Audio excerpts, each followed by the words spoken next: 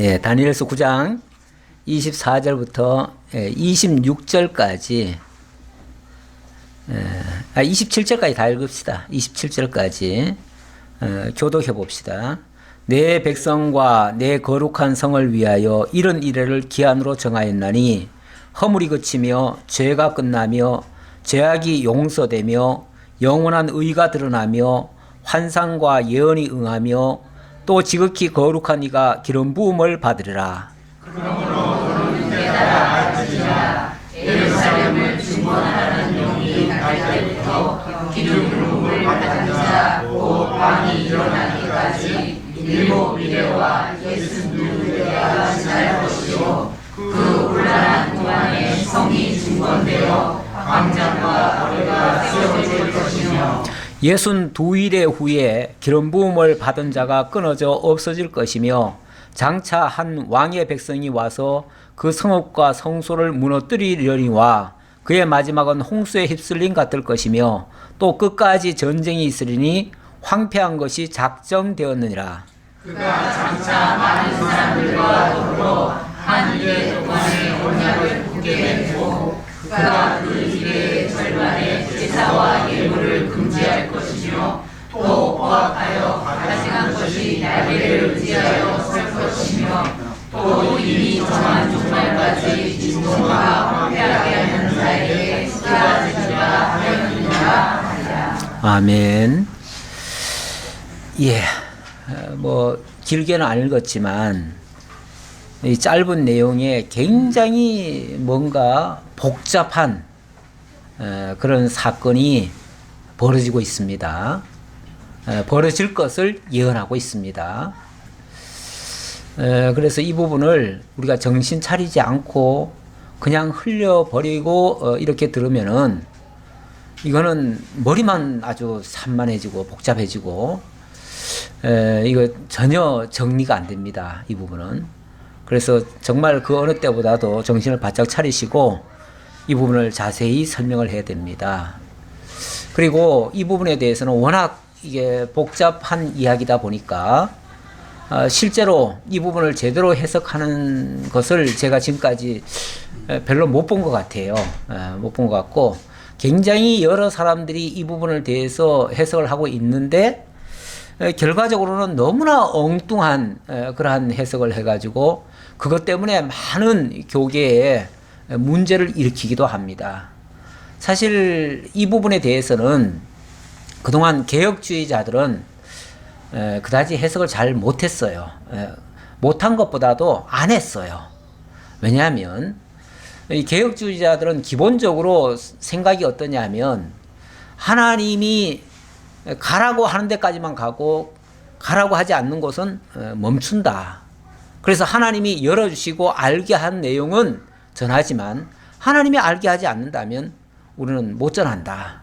그래서 아예 입을 닫겠다. 그래서 굉장히 복잡하고 어려운 문제가 나오면 아예 입을 다물어버렸어요.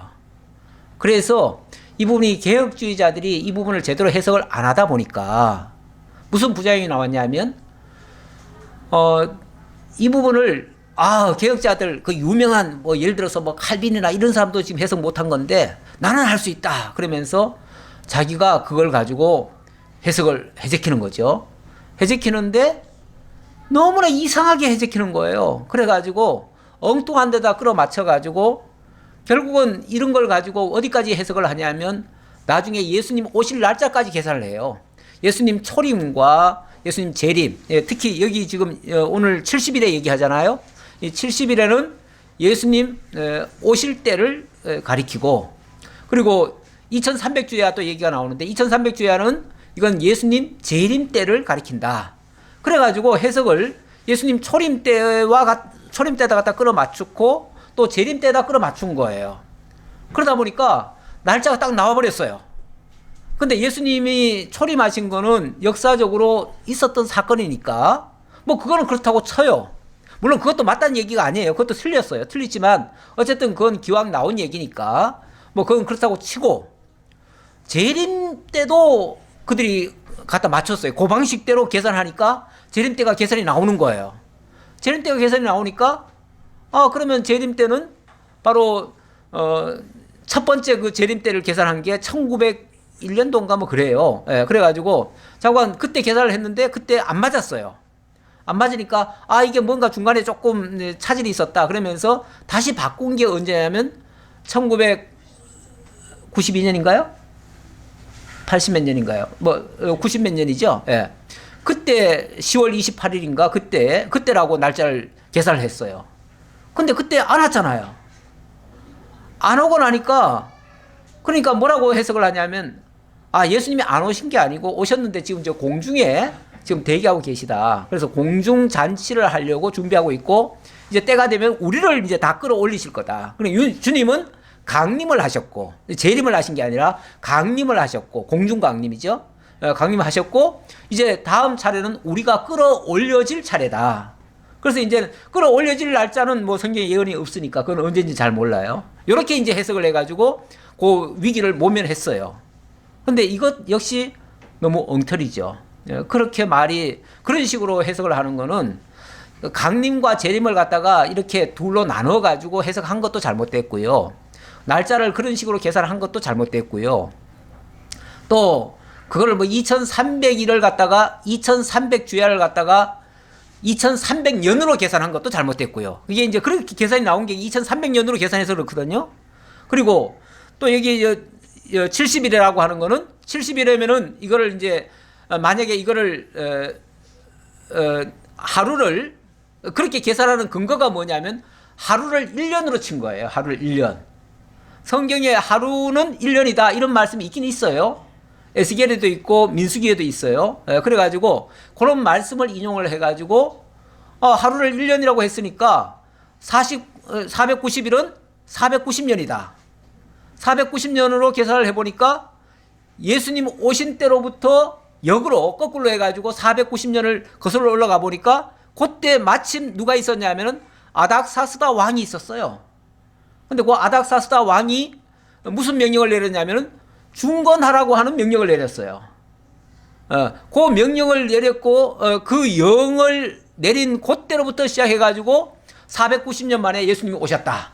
그러니까 이거는 틀림없는 예수님의 초림에 대해서 여기 기름 부음 받은 자가 여기 24절에 그 말이 나오잖아요. 예, 요 70일의 이후에 무슨 일이 발생하냐면 또 지극히 거룩한 이가 기름 부음을 받으리라 그랬으니까 요건 예수님이다. 예수님이니까 바로 예수님이 오신 날짜를 얘기한 거다. 그러니까 70년을 계산해 보니까 그렇게 나왔다 그 말이에요. 이거 아마 성경 잘 모르는 사람은요, 야 신기하게 정말 잘 푼다, 정말 맞다 아마 그랬을지도 모르겠어요. 그런데 조금만 의심을 해본다면 왜 하루를 1년으로 쳐야죠? 왜 하루를 1년으로 쳐야 돼요? 아까 뭐 에스겔에 있다면서요. 에스겔 6장 4절에 있어요. 있기는. 하루는 1년이라. 그런데 그게 뭐 성경에 나오는 모든 하루가 1년인가요? 아니에요. 하루를 1년이라고 말한 데도 있고요. 하루를 천년같이 말한 데도 있어요. 그렇죠? 베드로 사도는 하루를 천년같이라고 얘기했어요. 그러면은 하루를 천년으로 계산해야지 왜 또 1년으로 계산해? 그것도 틀렸어요. 만약에 하루를 1년으로 계산을 하려면은 거기에 성경이 그렇게 돼 있어야 돼요. 무슨 얘기가 있고 그 다음에 하루는 1년으로 계산한다라고 거기 해석이 돼 있어야 그 문장 가지고는 하루를 1년으로 칠 수가 있어요. 근데 여기 어디에 하루를 1년으로 치라고 돼 있어요? 없잖아요. 그렇게 돼 있지 않는 것은 하루는 하루인 거예요. 3일은 3일이고, 그렇죠? 예수님이 3일 만에 부활하셨는데 그러면은 하루를 1년으로 치면 3년 만에 부활했다는 얘기인가요? 그렇게 해석하면 안 되잖아요. 그렇죠? 하루는 하루고 1년은 1년이고 3일은 3일이지 3일을 왜 3년으로 쳐요? 그렇게 계산하면 안 되는 거예요. 그러니까 그렇게 계산할 때가 있어요. 있기는 있는데 그거는 만약에 그렇게 계산해야 되는 곳이라면 틀림없이 거기에 단서가 붙어요. 하루는 1년으로 계산한다. 이 부분은 그렇게 계산한다. 라고 했을 때는 그렇게 해석하는 게 맞고요. 그런 부분이 없을 때는 그냥 하루는 하루인 거예요. 오전에도 문자적으로 봐야 될 거는 문자적으로 봐야 된다. 있는 그대로 문맥 그대로 봐야 된다라고 말씀을 드렸었는데, 그래요. 여기도 아니 70일이면은 70일인 거예요. 그리고 왜 또 70일이라고 해가지고 왜 490일로 계산을 해요? 아니 70일이라고 말은 했지만 또 내용 들어가 보면은 70일에가 셋으로 쪼개지잖아요. 그렇죠? 그래서 한 7일인가요? 처음에가? 예. 7일에 그 다음에 또 62일에 그 다음에 또 마지막 한 일에 이렇게 얘기하잖아요. 그럼 이거는 셋으로 쪼개지는 거잖아요. 쪼개지는 걸 왜 셋으로 함께 묶어가지고 왜 490년으로 계산을 해요? 왜 490일로 왜 한꺼번에 계산을 해요? 그러니까 이렇게 계산하는 게 맞겠어요? 틀리겠어요? 맞을 수가 없는 거예요. 아니 성경이 셋으로 쪼개놓은 걸 갖다가 왜 굳이 하나로 묶어요? 셋으로 쪼갠다는 거는 연속적이지 않다 그 얘기예요. 그렇죠? 그렇잖아요. 셋으로 쪼개놨다는 것은 연속적이지 않다.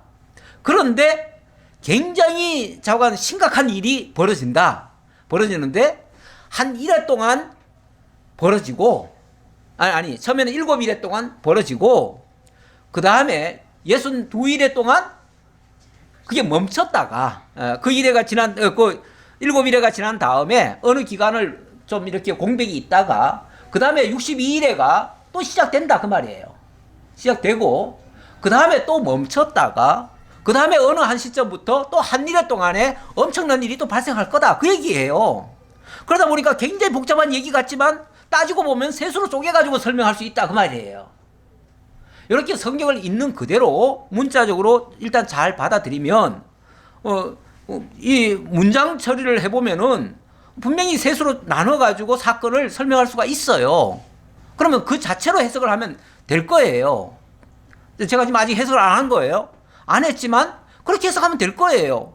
그렇게 너무 어렵게도 생각할 것도 없고 이게 복잡하다고 해가지고 아예 피할 것도 아니고 그러면 지금까지 개혁주의자들이 그걸 해석을 제대로 못했는데 왜 너는 개혁주의자면서 너는 왜 하냐 라고 한다면 아니 옛날에는 개혁주의자들이 아직 성경이 덜 밝혀졌으니까 그거를 당연히 못하지요. 왜냐하면 그 당시에는 역사를 잘 몰랐잖아요. 역사를 잘 몰랐어요. 그 당시는 몰랐으니까 당연히 이게 역사와 관계가 있는 거기 때문에 역사를 모르고는 해석이 안 돼요. 그래서 역사를 몰랐을 그때는 당연히 이 해석이 잠깐 보류가 된 거죠. 아예 해석을 못하는 게 아니라 보류가 됐는데 이제 너무 성경이 역사책도 많이 발견됐잖아요.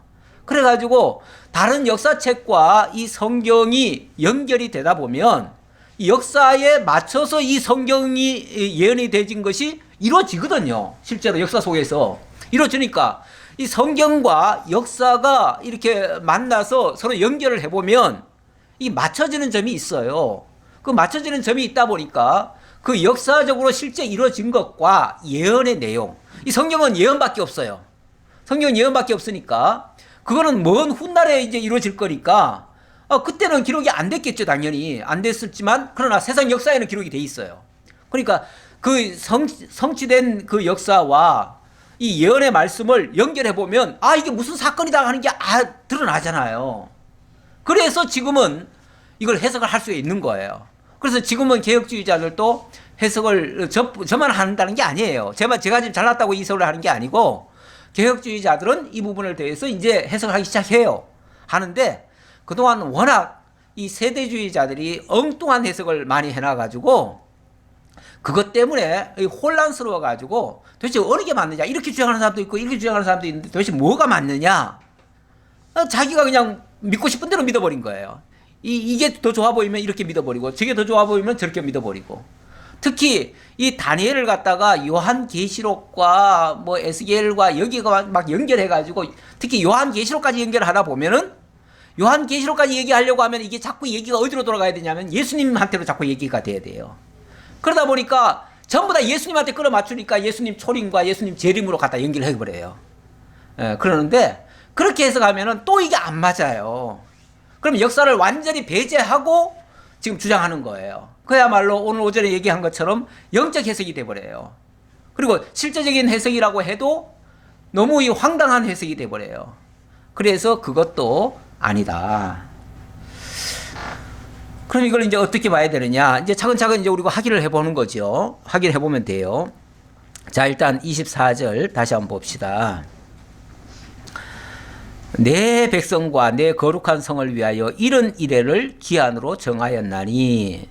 이런 이래라고 하는 것은 70주간이죠. 70주간을 얘기하고요. 그러니까 이래가 70번이다 그 얘기예요. 그걸 이런 이래. 그러니까 70주를 얘기하는 거고 70주를 만약에 날짜로 계산한다면 490일이에요. 그게 통틀어. 통틀어는 490일이 맞기는 맞는데 그렇다고 해가지고 이게 연속적인 건 아니다. 왜냐하면 뒤에 끊어져 있다고 하니까. 그리고 이제 기한이라고 하는 거는 시작점부터 끝나는 점까지를 기한이라고 해요. 자, 그렇게 하나님이 정하셨대요. 그러니까 앞으로의 역사 프로그램을 하나님이 이렇게 설계하셨다. 그 말이죠. 이렇게 하나님의 역사 프로그램이 설계됐다. 그런데 이 역사 프로그램대로 진행이 되어지면 어떤 결과가 나오느냐. 그 이런 일의 이후에 허물이 그치며 죄가 끝나며 죄악이 용서되며 영원한 의가 드러나며 환상과 예언이 응하며 또 지극히 거룩한 이가 기름 부음을 받으리라. 이렇게 나와요. 이렇게 나오는데 저는 구글 어시스턴트예요. 자취를 도와드리는 게 제 일입니다. 예. 저는 도움 받을 게 현재로서는 없는데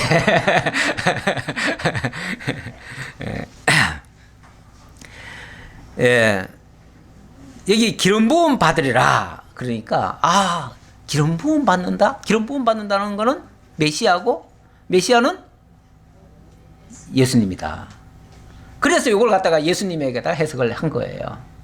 해석을 했는데 성경에 예수님만 기름 부음을 받았나요? 그거는 아니죠. 기름 부음 받은 사건들은 굉장히 많아요. 많았고 사실은 뭐 기름 부음 받는 일들이 엄청 많지요. 구약 시대 때도 많았어요. 특히 그 대표적인 것이 왕, 선지자, 제사장 이런 경우에 기름 부음을 받아요. 받는데 일단은 여기 기름 부음을 받는다라는 말 때문에 이걸 예수님에게 바로 다이렉트로 적용을 해서 해석하는 경우가 많은데 자, 70일에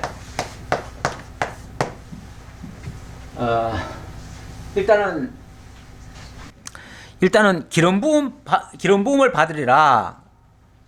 기름 부음을 받으리라라는 얘기가 나왔습니다. 자, 그러면서 거기에 대한 설명을 이제부터 하겠다는 얘기예요. 그러므로 너는 깨달아 알지니라.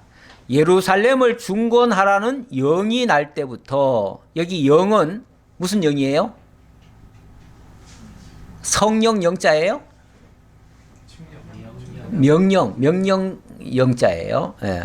그러니까 예루살렘을 중건하라고 하는 영이 날 때부터 기름 부음을 받은 자 곧 왕이 일어나기까지 7일에와 62일에가 지날 것이요. 그 곤란한 동안에 성이 중건되어 광장과 거리가 세워질 것이며 62일 후에 기름 부음을 받은 자가 끊어져 없어질 것이며 일단은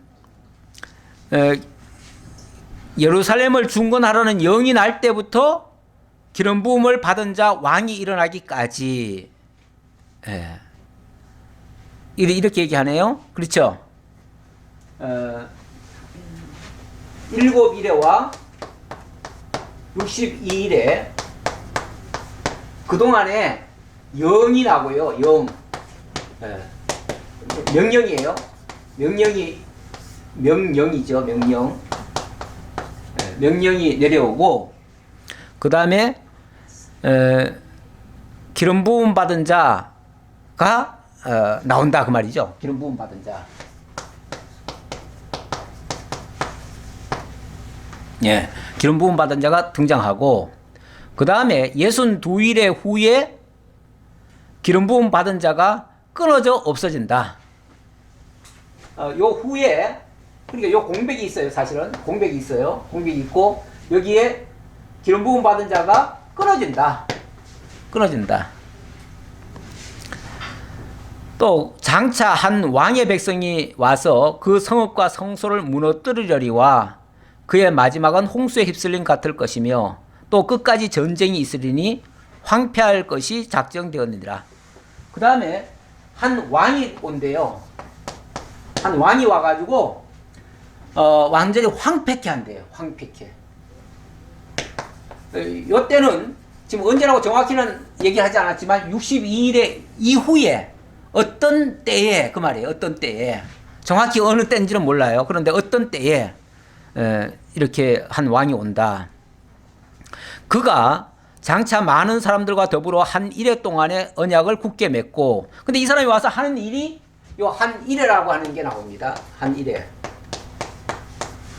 뭐 다 아라비아 숫자로 썼으니까 여기도 일이라고 써야죠. 한 일해. 이때 무슨 일이 발생하냐면 언약을 굳게 맺고 그가 한 일의 절반의 제사와 예물을 금지할 것이며 또 포악하여 가증한 것이 날개를 의지하여 설 것이다. 이때 무슨 일이 발생하냐면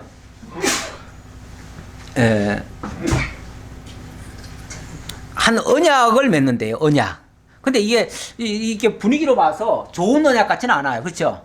하나님과의 좋은 언약 관계가 아니고 뭔가 이 악한 왕에 의해서 만들어지는 말도 안 되는 그런 계약을 맺게 된다. 여기는 지금 언약이라고 표현했지만 이거는 일종의 계약이죠. 계약. 너희들 이거 지켜라. 안 지키면 죽는다. 이런 식의 계약이에요. 일방적인 계약이에요. 그런 이제 언약을 맺고 거기서 또 그 일의 절반에 제사와 예물을 금지할 것이다. 제사와 예물이 다 폐지돼 버린대요. 뿐만 아니라 또 포악해서 가증한 것이 날개를 의지하여 설 것이다. 그러니까 이 거룩한 곳에 날개를 의지해서 뭔가 엉뚱한 놈이 선다 그 말이죠. 다시 말하면 하나님의 성전에 원래 하나님만을 섬겨드려야 되잖아요. 그런데 거기서 우상을 섬기는 제사가 드려질 것이다 그 말이에요. 그러니까 거기서 맺는 그 언약이라고 하는 거는 하나님과의 관계의 언약이 아니고 이거는 우상을 섬기기 위한 언약이에요. 그러니까 완전히 하나님의 백성들 입장에서는 이거는 정말 죽을 맛이죠. 고통스러운 일이죠. 그런 일이 있을 것이다. 그러면서 또 이미 정한 종말까지 진노가 황폐하게 하는 자에게 쏟아지리라 하였느니라. 그렇게 해서 엄청난 어떤 시련, 거의 그러니까 변개죠. 일종의 변개되는 일이 있을 것이다. 엄청난 변개되는 일이 있을 것이다. 그러니까 어찌 보면 지금 수로 말하면 요때는 이제 시작이고요. 시작점이고 요거는 어떤 과정이고 요거는 이제 결과적인 이야기인데 이 끝에가 요 한 일회밖에 안 되지만 요 끝에가 제일 극심한 얘기예요. 이거는 이 모든 것이 이루어지기 위한 어떤 변천 과정이고요. 변천 과정이고 실제로 엄청난 일은 여기서 다 발생이 되죠. 그래서 여기서 초점이 맞춰지는데 이스라엘 역사 속에서 이런 일이 언제 있죠? 예. 물론 뭐 여러 차례가 있죠. 여러 차례가 있는데 지금 일단은 자 그러니까 이 일곱 일이라고 하는 건 어떻게 보면은 기름 부음 받은 자가 세워지는 걸 얘기하는 거예요. 기름 부음 받은 자가 세워지는 때를 얘기하는 거예요. 세워지는 때를 얘기하고 그때에 또 그 기름 부음 받은 자가 세워진 다음에 곤란한 동안에 성이 중건된다고 그러죠. 곤란한 중에. 예. 곤란한 중에 성이 중건된다. 그러니까 기름 부음 받은 자. 예. 자, 아까 일단은 이제 세대주의자들의 해석을 제가 잠깐 설명드렸어요. 세대주의자들은 요 일곱 이래를 뭘로 보냐면 아닥사스다 왕의 그 해석으로 봤어요. 자, 일단 세대주의의 해석을 잠깐 보면 이 아닥사스다 왕으로 봤어요. 이 아닥사스다 왕이 언제 사람이냐 하면 저게 이제 역사와 연결되다 보니까 제가 그 연도수도 좀 밝혀야 될 것 같아요. 이 아닥사스다는 주전 457년입니다. 주전 457년. 주전 457년이에요. 근데 이 예언을 지금 받은 시점은 언제죠? 앞에서 다니엘에게 뭐라고 그랬죠? 메대 족속 그 아하수에로의 아들 다리오가 갈대 왕으로 세움을 받던 첫 해 이렇게 하고 시작했죠. 그리고 이제 10장으로 넘어가면 바사왕 고레스 제3년에 이렇게 얘기를 하는데, 어찌 보면 그 다리오 왕과 이 바사왕 고레스 그 사이에 지금 받은 약속이에요. 받은 예언이에요. 예언인데, 그런데 이제 세계주의 학자들은 457년으로 계산한 이유는 이제 490년 후에 누가 오니까, 예수님이 오시니까, 그래서 그거 맞추느라고 이렇게 해석을 했어요. 그때 이제 아닥사스다가 성전을 재건하라 하는 영을 내린 적이 있잖아요. 그래서 그 영이라고 생각한 거예요. 그런데 아니 여기 생뚱맞게 왜 아닥사스다가 왜 나와요? 지금 이 예언한 시점은 언젠데요? 예. 예언한 시점은 사실은 다리오 왕 시대잖아요. 다리오 왕 시대고, 하나님께로부터 가장 큰 감동을 받아가지고 이스라엘 역사 속에서 가장 큰 역사를 한 사람이 있어요. 누군가요? 에? 고레스 아니에요? 고레스? 네, 고레스. 그래서 이사야 성경에도 보면 내가 기름 부어 세운 왕, 나의 왕 고레스 이렇게 표현하지요. 하나님이 직접 기름 부어서 세웠고, 하나님이 직접 뭘 내려요?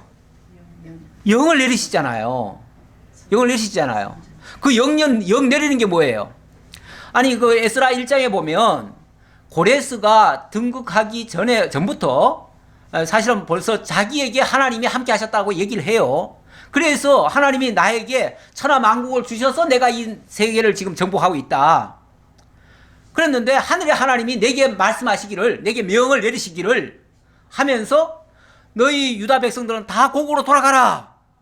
그리고 성전을 건축하라. 그리고 너희들 다 하나님께 제사 드리라. 이렇게 했단 말이에요. 그러면 영이면 무슨 영이겠어요? 바로 고레스한테 한 영이죠. 그러면 영을 받았다면 그게 고레스의 영인가요? 고레스가 지금 말을 했으니까 고레스의 영인가요? 하나님의 영을 고레스가 지금 선포한 거죠. 그러니까 하나님의 영이 선포됐다고 하는 거는 고레스를 얘기한 거지 아닥사스다가 나올 이유가 없어요. 아닥사스다는 한참 후 사람이에요. 그렇죠? 한참 후 사람이에요. 그러니까 아닥사스다가 여기 등장하면 안 되는 거예요. 원칙상. 그리고 지금 시점으로도 이 예언을 받은 시점이 바로 고레스 바로 직전이에요.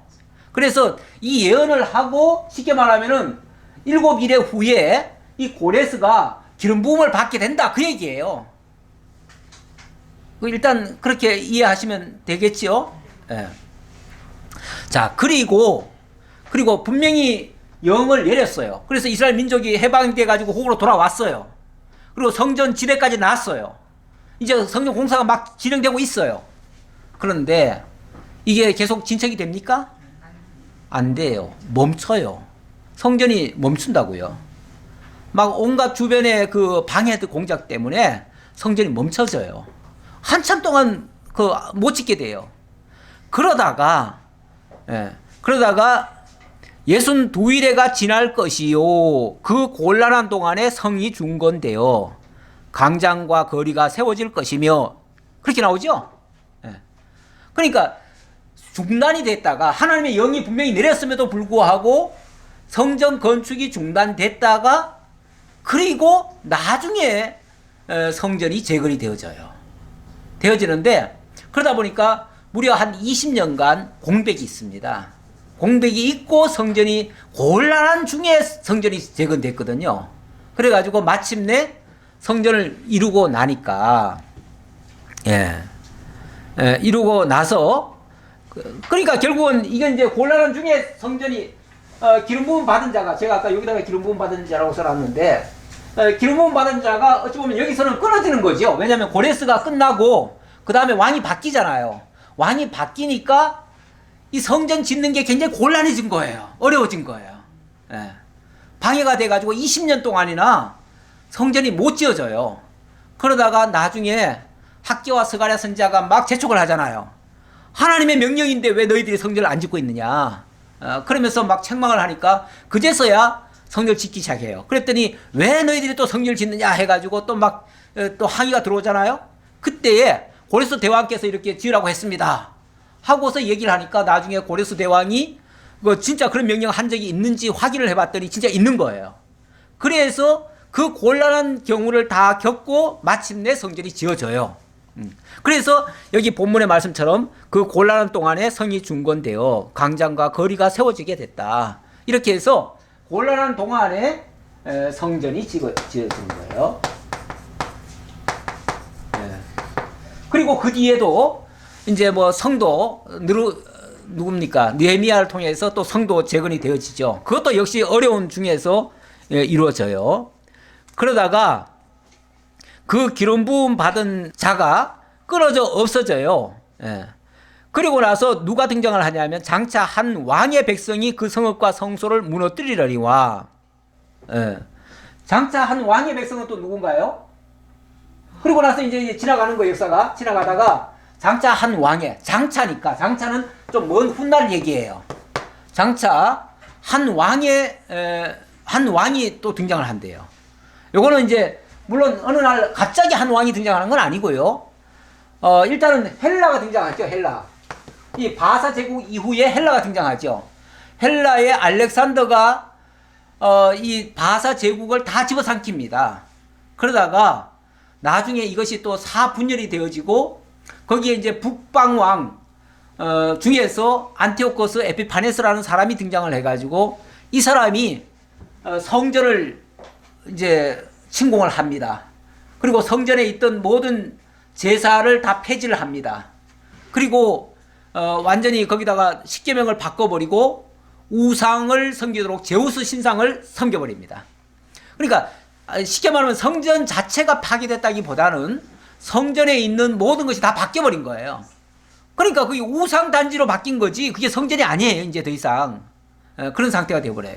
거기다가 제사장마저도 지난번에도 제가 잠깐 얘기를 했는데 제사장마저도 가짜로 바뀌어요. 헬라에서 쉽게 말하면은 그 제사장을 따로 이렇게 마치 그러니까 원래 하나님이 정한 그 제사장 그 제도가 있는데 그걸 다 무시해버리고 헬라에 편드는 사람을 갖다가 꼭두가시를 갖다 앉힌 거예요. 그래 놓고 모든 제사를 다 폐지해버려요. 매일 드리는 제사 폐지해버려요. 또 돼지피 갖다 뿌려요. 이런 식으로 제우스 신장 갖다가 세워버리고요. 그래서 완전히 헬라화로 완전히 바꾸는 거예요. 그러니까 이게 결국은 이게 파괴된 거예요. 파괴된 거. 근데 이 일이 굉장히 오랫동안 가요. 가니까 그것 때문에 마치 그의 마지막을 홍수에 휩쓸린 것 같을 것이며 끝까지 전쟁이 있으리니 항폐할 것이 작정되었느니라. 전쟁이 있을 것이다. 그리고 나서 무슨 일이 있냐면 여기에 너무 격분해가지고 노 제사장, 그러니까 은퇴한 제사장이죠. 은퇴한 제사장 마따디아스라는 사람이 계속 제가 했던 얘기인데요. 마따디아스라는 사람이 너무 격분해가지고 그 가짜 제사장을 죽여버립니다. 죽여버리고 헬라에서 파송한 사람이 있어요. 그 파송한 사람이 아폴로디우스라는 사람인데 이 사람까지 죽여버려요. 그래 놓고는 산으로 도망을 갑니다. 그리고 거기서 항전을 합니다. 그러다가 결국 그 마따디아스는 죽지요. 죽었는데 그의 아들 마카비우스라고도 하죠. 마카비우스. 이 마카비우스가 군대를 조직합니다. 본격적으로. 그 군대를 조직하는데 그 군대 이름이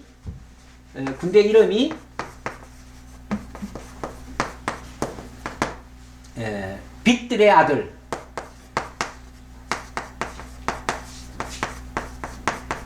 아마 이렇게 될 거예요. 빅들의 아들. 이거는 이제 10장으로 넘어가면은 또 설명이 또 나오는데요. 그래서 이 군대를 조직해 가지고 끝까지 저항을 합니다. 그런데 이제 헬라도 이렇게 자꾸 강압적으로만 하려고 하니까 이게 이제 뜻대로 잘 안 되잖아요. 그러니까 나중에는 유화 정책을 좀 펼칩니다. 유화 정책을 펼치면서 어떻게 하냐면은 너희들에게 허락을 할 테니 모든 사람들은 다 유대로 돌아와서 이 성전으로 돌아와서 다 제사 드리라 허락을 합니다. 허락을 하는데 그게 속임수였어요. 왜냐하면 이 안티오쿠스 에피파네스가 굉장히 교활한 사람이에요. 굉장히 속임수에 능한 사람이고 목적을 위해서라면 수단 방법 안 가리는 사람이에요. 이런 사람이다 보니까 쉽게 말하면 거짓말로 그렇게 속인 거죠. 속여가지고 제사를 드리고 싶은 사람들은 전부 다 성전으로 다 와라. 그래 놓고 성전에 들어와 있는 자들을 3일 후에 다 죽여버립니다. 그래가지고 완전히 일망타진, 다시 말하면 제사장들을 다 끊어버리죠. 그런 식으로 그래서 기름 부음 받은 자를 완전히 다 끊어버리는 그런 일이 발생이 되어집니다. 이러면서 굉장히 오랫동안 그 일이 지속이 될 것이다. 이것이 이제 마지막 한 일의 절반에 해당될 때에 그런 일이 발생할 것이다 라고 이야기를 했습니다. 자, 그래 놓고 10장으로 넘어갑니다. 10장. 바사왕 고레스 제3년에 한 일이 벨드사살이라 이름한 다니엘에게 나타났는데, 이 벨드사살이라는 말은 이 다니엘의 그 바벨론식 이름이에요. 바벨론 이름. 그러니까 그 당시는 아마도 벨드사살이라고 불려졌을 거예요. 그리고 아마 바벨론의 역사책에는 벨드사살이 있겠죠. 당연히. 다니엘은 없을 거고요. 그런데 이제 성경에는 다니엘이라고 지금 그렇게 기록이 되어 있습니다. 벨드사살이라 이름한 다니엘에게 나타났는데 그 일이 참되니 곧 큰 전쟁에 관한 것이라. 다니엘이 그 일을 분명히 알았고 그 환상을 깨달으니라. 이거는 큰 전쟁에 관한 것이다. 제가 지금부터 얘기하고 싶은 거는, 자, 이거는 어찌 보면 장차 큰 일이 한참 후에까지 이루어질 일이고, 이제 10장에서 얘기하려고 하는 거는 마지막 큰 전쟁을 얘기하는 거다, 그 얘기죠.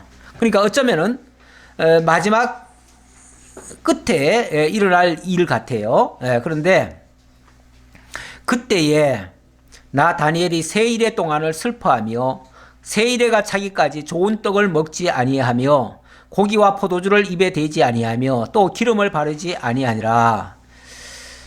근데 이 환상을 보고 너무 놀란 거예요. 왜냐하면 사실 지난번에 그 8장까지인가요? 아니면 9장 초반인가요? 그때는 예루살렘의 항폐함이 70년 만에 이게 해지가 된다는 것을 알았기 때문에 그때는 굉장히 기뻤어요.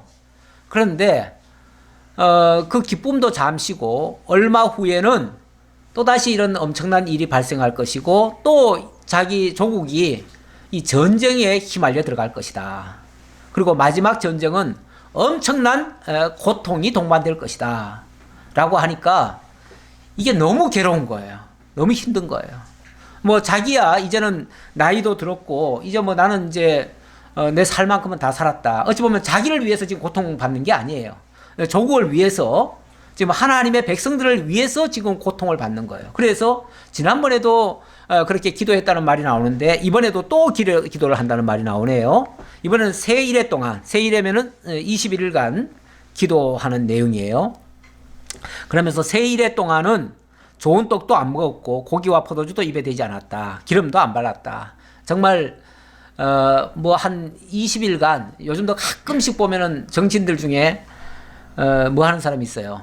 금식하고 이런 사람들 있죠. 그런 사람들 보면 한 뭐 20일간 안 먹고 이러면 보면 초췌한 모습 그런 거 보이죠. 그런 모습을 아마 연상할 수도 있겠죠. 그만큼 고통스러웠다. 그 얘기고요.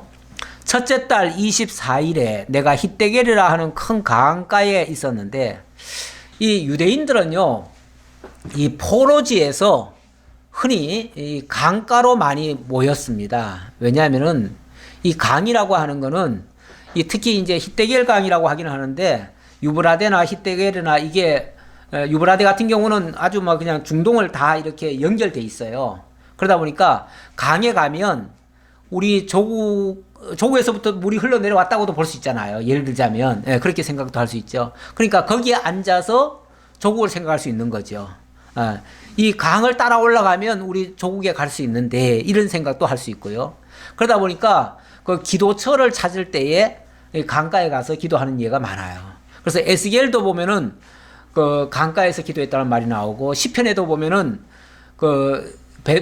바벨론에 있을 때에 강가에서 기도했다, 찬양했다 이런 얘기도 있고 뭐 강가에서 기도했다는 말은 많이 나옵니다.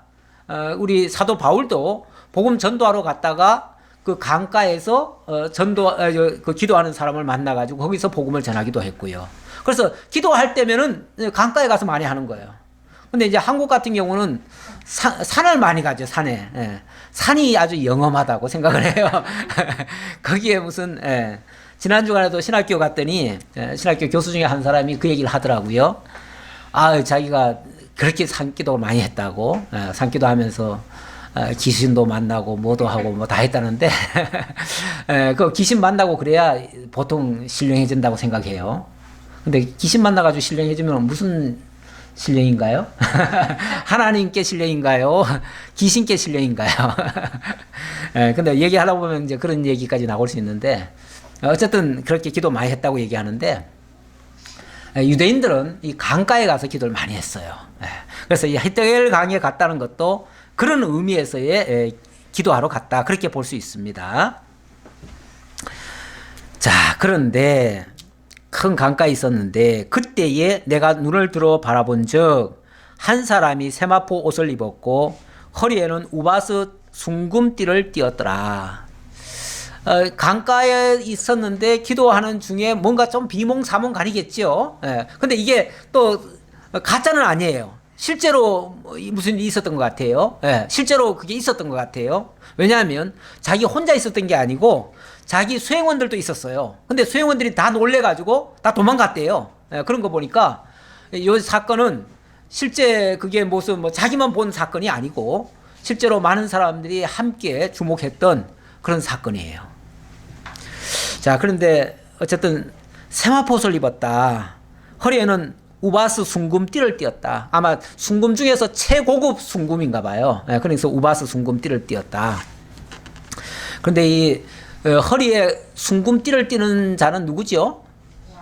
왕이죠, 왕. 왕이고 또 세마포 입은 자는 누구죠? 세마포는 원래는 이제 그 제사장들이 입는 옷이 세마포예요. 어쨌든 제사장 같기도 하고 왕 같기도 하고 어쨌든 굉장히 권세 있는 자인 건 틀림없어요. 또 그의 몸은 황옥 같고 그의 얼굴은 번갯빛 같고 그의 눈은 햇불 같고 그의 팔과 발은 빛난 녹과 같고 또 이 발은 전부 다 이게 빛난 노시래요. 그냥 노시 아니라 그냥 노선 누렇잖아요. 그렇죠?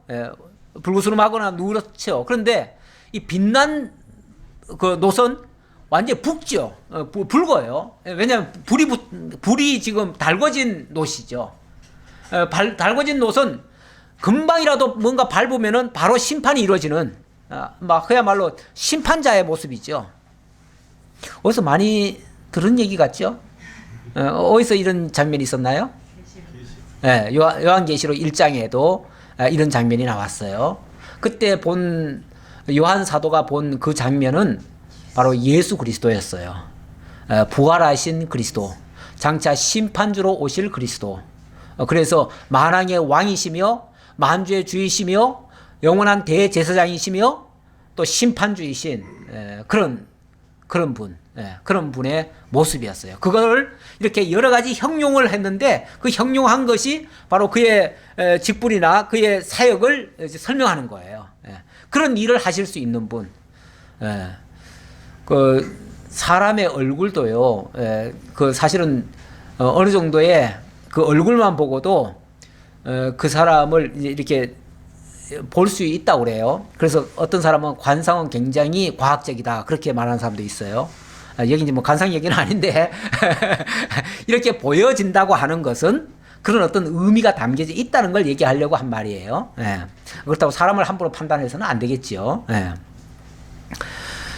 자, 이 환상을 나 다니엘이 홀로 보았고 나와 함께한 사람들은 이 환상은 보지 못하였어도 그들이 크게 떨며 도망하여 숨었느니라.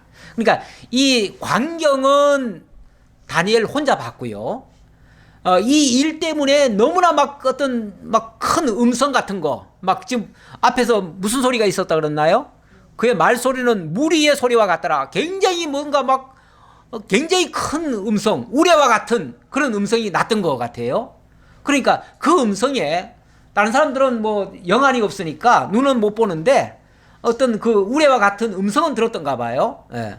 그 옛날에 그 모세와 함께 시내산에 올라간 백성들도 그 광경은 못 봐도 그 음성은 듣고 다 기절하죠. 예. 그런 것처럼 여기도 아마 그랬던 것 같아요. 그래서 다 크게 떨며 도망하여 숨었느니라.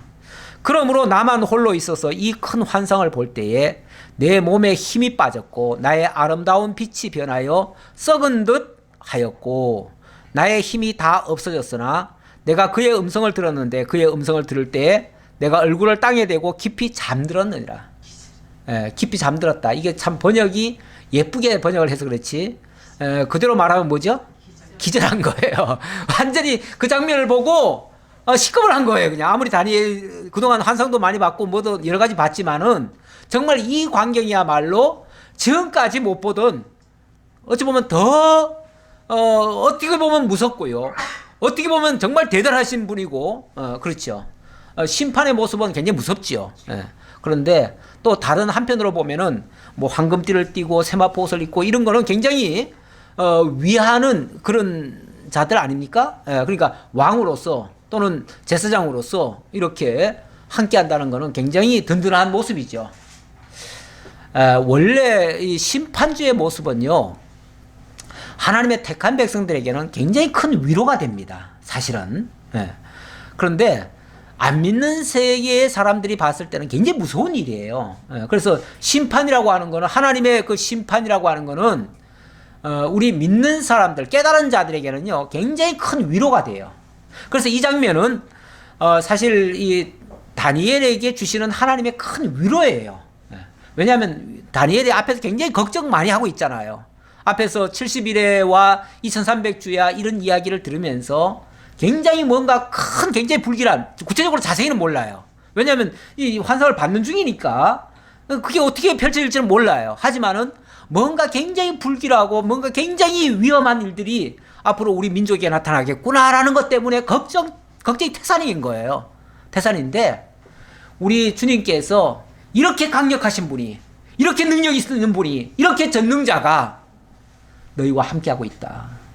그러니 두려워하지 말라. 사실은 그 위로하러 오신 거거든요. 위로하고 왔는데 어쨌든 그 광경 앞에는 그냥 이 다니엘도 막 기절할 정도예요. 사실 하나님의 그 현현의 모습 같은 거 이런 걸 사람이 보고는 제대로 살 자가 없습니다. 원칙적으로 없어요. 너무나 위험차고 정말 위대한 그런 모습이기 때문에 그래서 정말 기절할 정도였다. 그런데 10절 이하에 보면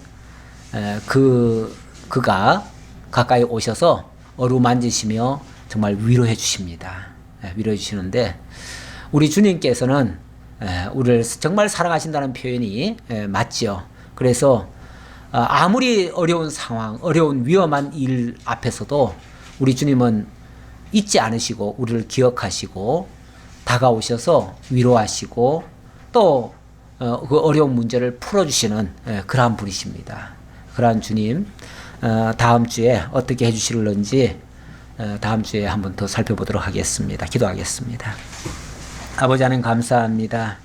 우리를 사랑하시고 이 세상 복잡한 세상 속에서 정말 하나님의 심판거리도 많고 죄악된 요소도 많지만 그 가운데 사는 우리들에게 그것들 때문에 두려워하지 말고 그것들 때문에 낭망하지 말라고 친히 다가오셔서 위로하시고 그리고 그 큰 위험을 보여주시며 반드시 승리하시고 영광을 받으신다는 사실을 일깨우셔서 너무나 감사합니다. 우리에게도 주님께서 항상 함께 하시고 우리들의 모든 문제를 다 해결하시는 주이심을 다시 한번 깨닫습니다. 그 믿음 가지고 또 다가오는 새해도 우리가 잘 맞이하고 또 넉넉히 승리하며 나갈 수 있도록 인도해 주옵소서. 감사드렸고 예수님의 이름으로 기도하옵나이다. 아멘.